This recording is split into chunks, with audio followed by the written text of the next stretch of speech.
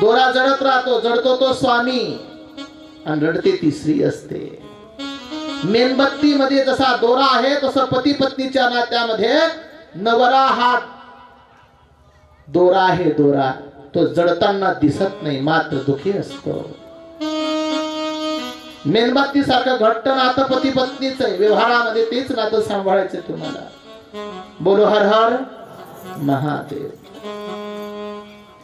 मी तुम्हाला सांगितलं ना, भगवान शंकराच्या प्राप्ती करता एवढं मोठं तप अर्जुन भगवान शंकरासाठी केलेलं तप वाया गेलं नाही.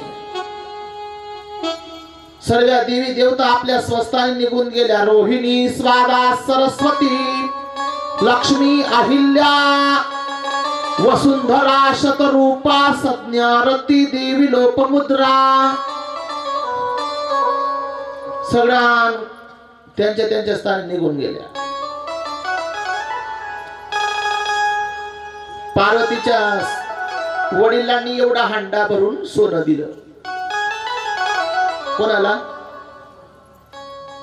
मुलीला.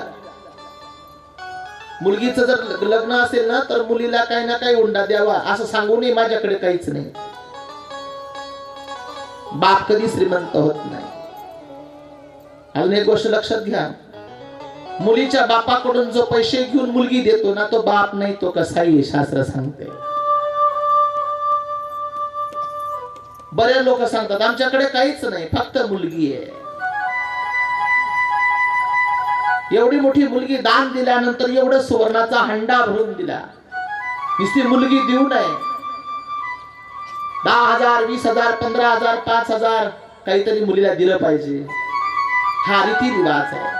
त्या रीतिरिवाजाला जगणारा बाप हा श्रेष्ठ तत्वाला प्राप्त होतो. काही लोक मुलीवाले लोक मुलाकडून पैसे घेतात. 2 लाख, 3 लाख, 1 लाख. काय दुःख भोगायचं ते तुम्ही भोगाल बाबा. सब पैसे के भाई भाई रे, सब पैसे के